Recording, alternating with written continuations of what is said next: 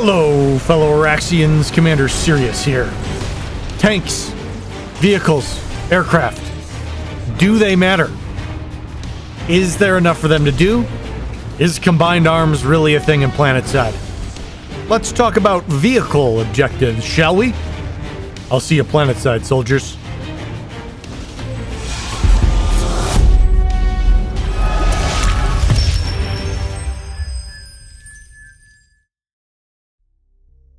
Tell me, is there anything more Planetside 2 than 40 lockdown prowlers heshing rhyme analytics from the hill? Quintessential Planetside 2 gameplay. But here's the thing. What are they supposed to do? Well, Cyrious, they're supposed to pull out their 7 KDR heavy assault kit and slay some noobs on the A-point. Yeah, but hear me out. Not everyone comes to Planetside 2 to play heavy assault IVI. There are, believe it or not, some people here because they like the idea of combined arms. It is more than just an infantry battlefield. It is air. It is vehicles. It is logistics. It's the whole kit and caboodle. And so when you get your vehicles together and roll out your platoon across Araxis, it can be quite anticlimactic where between your pull point and the next control point, there's absolutely nothing to fight.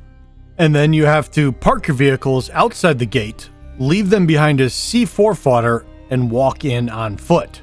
It is not surprising to me that when an opportunity presents itself, people opt for heshing the spawn and the point. Now, obviously, this is not the norm. As much as people on Reddit complain that it is, there is a very wide spectrum of vehicle gameplay. But is it enough? Is it fostered well enough by Rogue Planet Games? Is it supported enough by the battle flow on the maps? Has enough attention been given to the balance for it to be a meaningful part of Planetside 2? So, as always in this series, this is more of a jumping off point. I want to hear your thoughts and ideas down in the comments. I'm going to carry on with my own thoughts and musing on various areas of vehicle combat, but there is no right answer, and this is honestly a topic I don't have a super strong opinion on. So I would like more voices from the community to rise to the top here. And before we begin, if you take a minute to hit that subscribe button and to like the video, it will help out a lot, and hopefully we can garner more reach into the Planetside community and make these videos a great discussion point for what Rogue Planet Games should do next. So this next clip we're diving into, to me, is where the combined arms play actually happens, where vehicle play works. NC pushed across from Crossroads and got us stuck in our spawn room at Snake Ravine, but they weren't able to establish themselves, and we started pushing back out. And so the battle began. Those that could, or that had nanites, or that thought about it, ran to the vehicle terminal and got some lightnings out. The rest of them just took off on foot, and we started pushing into this big NC armor column. Now we roll up on a Sunderer here, and to me the idea of intermediary spawn points so that the fight actually has time to develop in the field is really key. But Sunderers in their current state definitely ain't it. They get mowed down so darn fast. The idea right now is construction's going to take that role, but the big no construction zones and lack of resistance to armor, we'll see if the durability module does much, means it can't really step into that role yet. So when it's working, it works. These fights in the fields are fun. They tend to be a little bit whiplashy. One side gets pushed way back, the other side does a big pull and really shoves the other side back. I'm really interested in more opportune vehicle points throughout the map. The vehicle points as their full bases, like Lowland, like Burgess, don't really work for me. I would be interested in 2 vehicle points between Crossroad and Snake Ravine.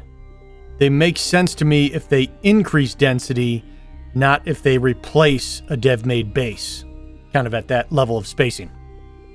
To me, these things happen sometimes, but they're really not cultivated at all. With redeploy side and direct spawn to galaxies, more often than not, you're going over the top, or you're direct spawning in to the next fight rather than pushing along the road like this. Without a real objective on the map, other than a couple vehicle points, like Indar has 3, Burgess, Sunken Relay, and Lowland, the objective becomes how hard can you farm the infantry on point? And maybe that is a viable enough reason for vehicles to exist. I mean, I certainly won't deny I have farmed bulldogs and cobalts, and here's a really nice spur farm. I tend to leave these weapons behind once I Araxium them, but they are fun in the moment. It just feels like more than anything else I do in the game, I am actively driving other people away from it with these sorts of weapons. There's just not a reasonable level of counter to them from the average infantry.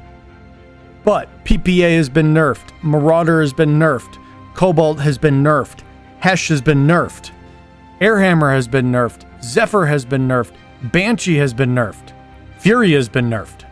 They have very understandably deleted a lot of the power that these weapons have come out with.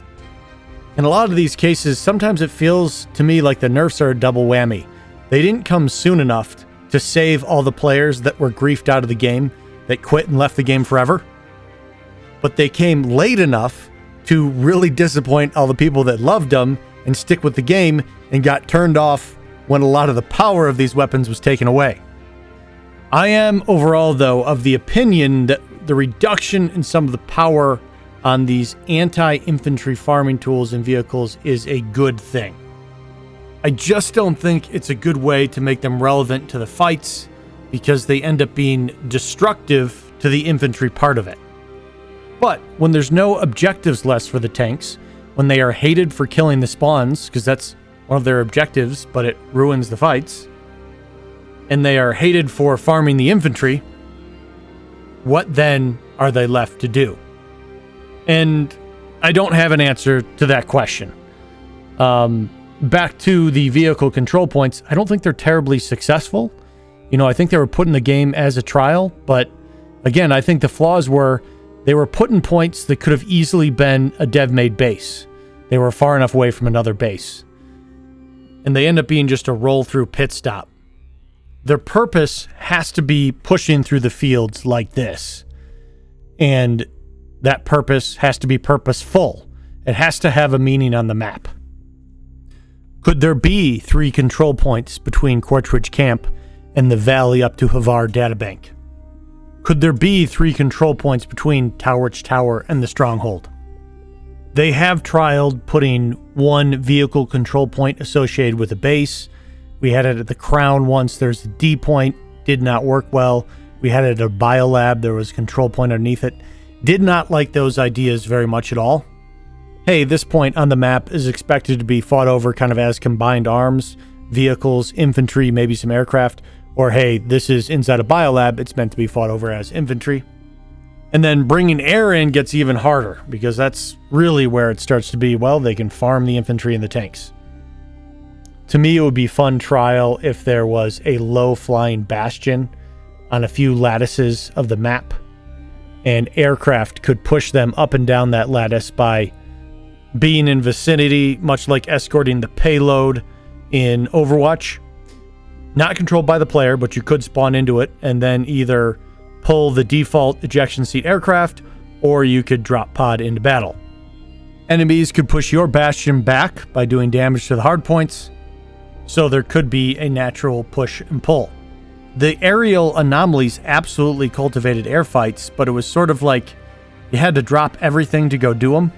Balancing the forces was always a challenge. It was usually whatever platoon committed it to it the most just steamrolled everything. And it didn't feel like it tied into the greater map at all. So, aircraft being able to push along what is effectively a huge logistics platform would be pretty interesting to me. I do think you would have to limit the mini Dalton and anti-aircraft abilities on the Bastion itself. Force people to deal with that with Sky Guards and other aircraft. Soul Soldiers, I've shared enough of my ideas. I want to hear some of yours.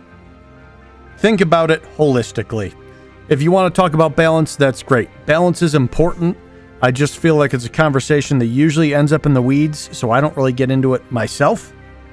But if you feel like just improving the balance is all the vehicle game needs, then great, go with that.